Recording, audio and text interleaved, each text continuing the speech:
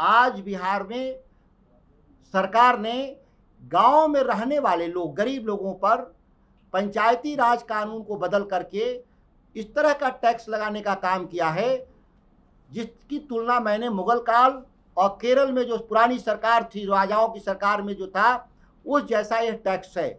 मैं ये कह रहा हूं कि उससे ज़्यादा खतरनाक तरीके से लागू किया गया है। पूरे गांव के ग्रामीण अर्थव्यवस्था, पंचायतों में रहने वाले लोग का जीवन नरक समान बनाने के लिए इस तरह का कानून लाया गया है। सरकार नल जल के नाम पे टैक्स लेने के लिए लिखी है, सरकार स्ट्रीट लाइट के नाम पे टैक्स लेने के लिए लिखी है, सरकार खेतों में जो पटवन होगा सिंचाई विभाग के द्वारा या ट्यूबवेल के द्वारा उस पर भी टैक्स लेने की बात कही है। आप गांव में घर बनाए हैं उस पर भी टैक्स लेने की बात कही है। अगर आप रेहड़ी खोमचा ठेला भी लगाते हैं, मोची का भी काम करते हैं, या आप टमाटर और अंडे की दुकान खोलते हैं, ऐसे लोगों पर भी सरकार टैक्स लगाने की बात कही है। वह टैक्स न्यूनतम 100 रुपये प्रति परिवार से लेकर 5,000 तक भी हो सकता है, ऐसा बिहार सरकार ने कहा है। देखिए, पिछले 15 तारीख को यानी 15 जुलाई 2026 को कैबिनेट की बैठक हुई और इसमें एक अहम फैसला लिया गया। फैसला ग्राम पंचायत के बाबत ली गई है। इसमें यह कहा जा रहा है कि अब ग्राम पंचायत को भी सरकार को टैक्स देने होंगे।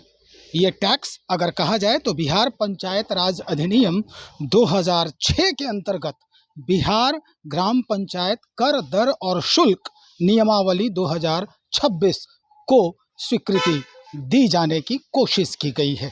स्थितियां बदल सकती है, जैसा कि कुछ और लोग इस पर अपना वक्तव्य जारी किए हैं। हम सीधी बात करते हैं। बक्सर से सांसद हैं सुधाकर सिंह, आरजेडी के वरीय नेता हैं। उन्होंने इस बात को लेकर अपनी अभिव्यक्ति जाहिर की है और इसके होने वाले दुष्परिणाम, यानी आने वाले दिनों में, आने वाले वर्षों में इसके दुष्परिणाम क्या होंगे, इस बात को साझा किया है और मीडिया के सामने उस बात को रखने का प्रयास किया है।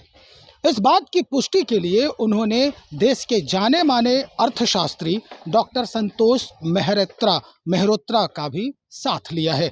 इनके भी वक्तव्य आए हैं इस बाबत। भाई, बिहार की जो आर्थिक स्थिति है, जो पर व्यक्ति आय का जो व्यवस्था है यहाँ पर, और उसके बाद ये कर जो लगाया जा रहा है, इसके दुष्परिणाम क्या क्या होंगे, हम सुनवा रहे हैं आपको। क्या कहा है इन्होंने। आज बिहार के एक ऐसे हम सवाल पर मीडिया के बंधु के जरिए मैं बिहार के आम लोगों तक अपनी बात रखने के लिए उपस्थित हुआ हूं। जो इस तरह के घटनाएं इतिहास में कभी कभी होती हैं। आप देखे होंगे, आप सुने भी होंगे कि जब मुगलों का शासन था तो देश में गांव में या ग्रामीण क्षेत्रों में रहने के लिए जजिया कर जैसा सरकार ने लगाया था।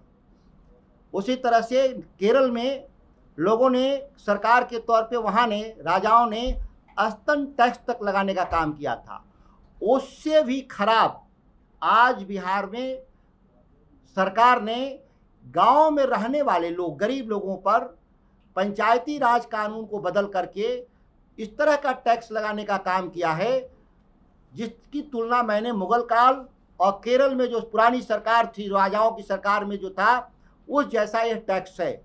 मैं ये कह रहा हूं कि उससे ज़्यादा खतरनाक तरीके से लागू किया गया है।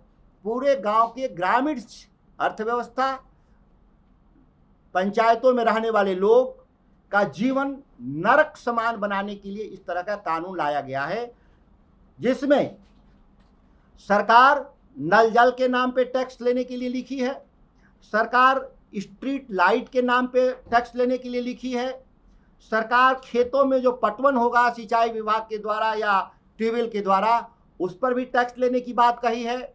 आप गांव में घर बनाए हैं उस पर भी टैक्स लेने की बात कही है। अगर आप रेहड़ी खोमचा ठेला भी लगाते हैं, मोची का भी काम करते हैं, या आप टमाटर और अंडे की दुकान खोलते हैं, ऐसे लोगों पर भी सरकार टैक्स लगाने की बात कही है। वह टैक्स न्यूनतम 100 रुपये प्रति परिवार से लेकर 5,000 तक भी हो सकता है, ऐसा बिहार सरकार ने कहा है। सवाल यह है कि टैक्स क्यों चाहिए सरकार को, और ये सरकार को इससे कितना टैक्स मिलेगा, एक अभी तक सरकार ने नहीं बताया। 2 करोड़ बिहार में जो घर हैं, अगर हम एवरेज 200 रुपया भी अगर माने टैक्स, तो छोटा सा पैसा टैक्स मिलेगा सरकार को। 4 से 800 करोड़ रुपया टैक्स मिलेगा।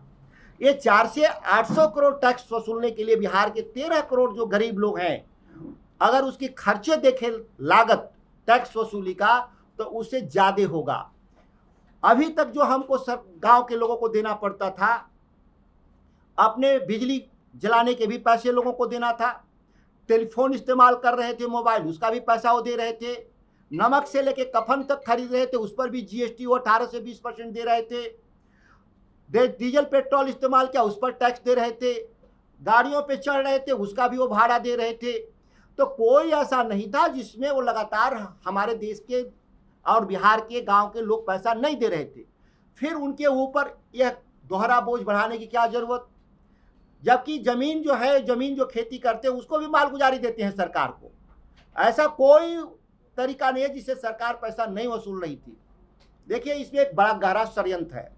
गहरा षड्यंत्र क्या है कि जो लोग राज सत्ता के खिलाफ विद्रोह करेंगे, जो सरकार की बात नहीं मानेंगे, अडानी अंबानी के लिए जो जमीन अधिग्रहण हो रहा है सैटेलाइट सिटी बनाने की बात, गांव के जमीन को कब्जा करके, इस तरह के तमाम लोगों में जब विरोध करेंगे, तो ऐसे लोगों को ये होल्डिंग टैक्स, जो पंचायती राज सरकार का जो होल्डिंग टैक्स जो कानून बनाया है, जो अभी कैबिनेट ने पास किया है, इसके जरिए गांव के लोगों को धमकाया जाएगा कि आप तो या तो हाँ में हाँ मिलाइए, जमीन को लूटने दीजिए, नहीं तो आपके घर बुलडोजर जाएंगे। जैसे पटना में अगर कोई सरकार की बात नहीं मानता है तो उसको नगर निगम के द्वारा नोटिस किया जाता है कि भाई आपने जो घर बनाया है वो इलीगल है, या उसका फ्लोर रेशियो है ज़्यादा बनाए हैं। तो डर से लोग, शहर के लोग क्या करते हैं, सरकार की हर बात को मान जाते हैं, कोई विरोध दर्ज नहीं करते। उसी तरह से चाहते हैं कि ऐसे कानून के जरिए गांव के लोग जो अपनी स्वतंत्र पहचान रखते थे, स्वतंत्र राय रखते थे, उनकी राय को कैसे दबाया जाए। एक नए औपनिवेशिक तरीके का यह कानून, इंपीरियलिज्म नए तरीके से, किसके द्वारा, ब्रिटिश हुकूमत के द्वारा नहीं, विदेशी ताकतों के द्वारा नहीं औपनिवेश कायम किया जा रहा है। हमारे देश में हमारी बनाई हुई सरकार के द्वारा एक उपनिवेश के तौर पे हमको इस्तेमाल करने के लिए इस तरीके का कानून पास किया गया है। कानून तो पहले से था 2006 से। आश्चर्य है कि यह नियम आज क्यों पास किया गया। यह जानबूझ के किया गया बिहार के भीतर कि जो वर्तमान के जो जनप्रतिनिधि हैं चुने हुए पंचायती राज के, उनके जरिए बिहार में जमीन कब्जा आसानी से कराया जा सके, क्योंकि वो उनका कार्यकाल एक्सटेंशन पर होंगे, वो परमानेंट नहीं है। 1.5 साल के भीतर जो नए सैटेलाइट सिटी बनाने हैं, इंडस्ट्रियल हब बनाने हैं, 10 लाख एकड़ जमीन जो कब्जा करना है, इन चुने हुए जो वर्तमान के प्रतिनिधियों का इसलिए कार्यकाल बढ़ाया गया, वो एक भूस है उनके लिए कि आपको इसीलिए 1.5 साल हम एक्सटेंशन दिए कि आप हमको जमीन कब्जा करा सके। क्योंकि भूमि अधिग्रहण कानून में साफ लिखा है कि कोई भी जमीन का अधिग्रहण आम सभा के ही जरिए होगा, और आम सभा की अध्यक्षता कौन करता है, यही पंचायती राज के मुखिया लोग। इसीलिए उनको ये जग दिया गया, क्योंकि और चुनाव टाल दिया गया। इसके पीछे सबसे बड़ा कारण यही है। आयाम है जो जिस आयाम पे थोड़ी सी मैं रोशनी डालना चाहता हूँ, वो आयाम ये है कि ऐसा ज़रूर है कि शहरी इलाकों में जो प्रॉपर्टीज़ हैं, घर हैं या कमर्शियल बिल्डिंग हैं, उन पर जो प्रॉपर्टी टैक्स लग रहा है वो कई सालों से नहीं बदला गया होगा, ये संभावना है। क्या सरकार ने इस बात का आकलन लगाया है कि शहरी इलाकों में प्रॉपर्टी टैक्स किस साल में उसकी जो रेट थी वो रेट को बदला है? प्रॉपर्टी टैक्स की बात कर रहा हूँ, सर्कल रेट की बात नहीं कर रहा, बात समझिए। तो प्रॉपर्टी टैक्स को आप कुछ नहीं तो जो महंगाई दर है, इन्फ्लेशन रेट है, उसके बराबर से तो बढ़ा सकते हैं। जो पिछली बार आपने उसको निर्धारित किया था, तो अगर इन्फ्लेशन बढ़ रहा है तो आपने उस प्रॉपर्टी टैक्स को क्यों नहीं बढ़ाया? जो जो कमर्शियल प्रॉपर्टी है, ये बड़े बड़े लोगों के घर हैं, आपको अगर आमदनी बढ़ानी है तो वो स्रोत इस्तेमाल करिए। एक आयाम और, आप उसके बाद सवाल करिएगा, एक आयाम और, खर्च करने पे कोई लगता है लगाम सरकार ने लगाने का निर्णय नहीं लिया है।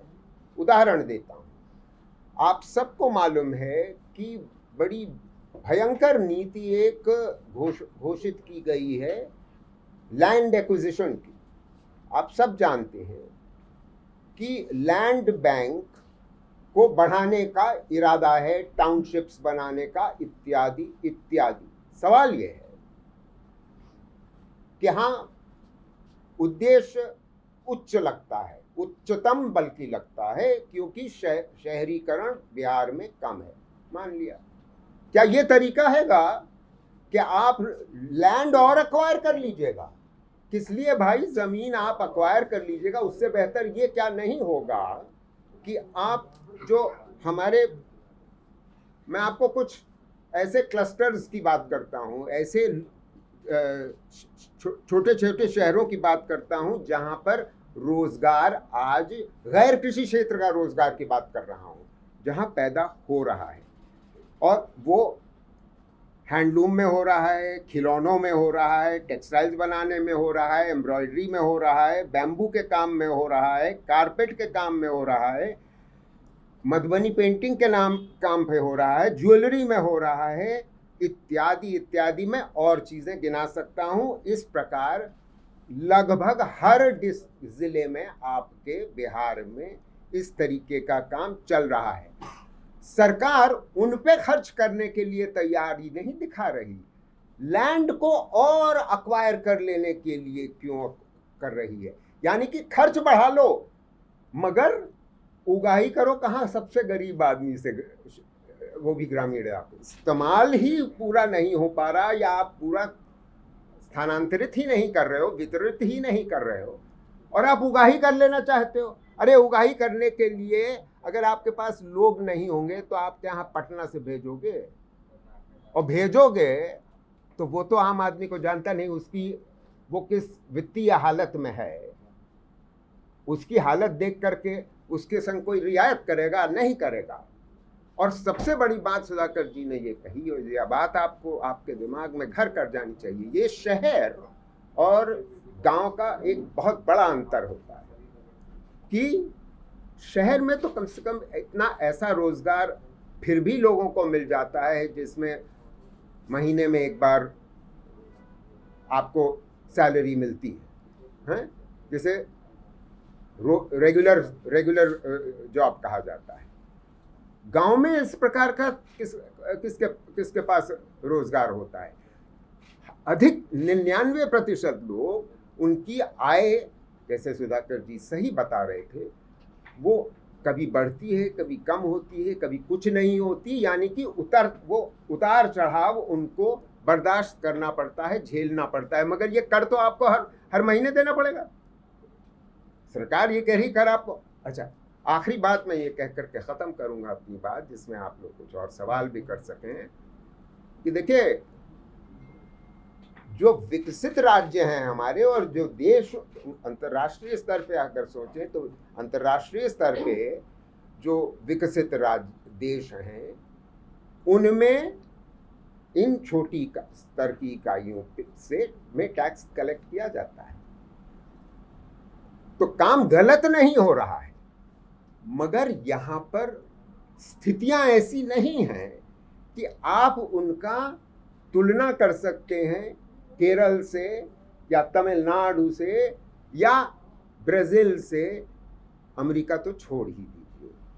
तो मोटी बात यह है, बहुत से सवाल हैं, और उन सवालों पे आपको पहले सरकार को स्वयं ऑडिट करना चाहिए, और उस ऑडिट को पारदर्शी तरीके से हम सब के सामने रखना चाहिए। उसके बाद इस तरीके की उगाही की बात होनी चाहिए। निश्चित तौर पर जिस तरह से ये बातें आ रही है सामने, अब स्थितियां बदलने वाली है ग्राम पंचायत की। अगर देखा जाए तो सबसे ज़्यादा मार जो जिस पहलू को झेलनी पड़ेगी वो जो समाज के कुछ मानिंद लोग हैं, चुनिंदे लोग हैं, जो ठेला रेहड़ी और लकड़ी के काष्ठ के जो सामान बनाते हैं, ऐसे कई लोगों पर इसका प्रभाव पड़ने वाला है। कहा यह भी जा रहा है कि भाई जो जजिया कर हुआ करता था मुगल शासन काल में, उससे भी ज़्यादा कर लगाने की कोशिश की जा रही है। अब ऐसे में बिहार की स्थिति आने वाले दिनों में अर्थव्यवस्था को लेकर क्या कुछ होने वाला है, ये तो वक्त ही बताएगा। चलिए इंतजार करें, देखते हैं कि सरकार इस पर कैसे संज्ञान लेती है। हालांकि विपक्षियों ने अपनी बात रख दी है, तो देखना ये होगा कि इन विपक्षियों के जो तथ्य हैं, जो आंकड़े ये दे रहे हैं, इस पर संज्ञान सरकार लेती है या नहीं। बने रहिए, जो भी अद्यतन जानकारी हम तक पहुंचेगी हम सीधा आपको सुनवाएंगे। बहुत शुक्रिया।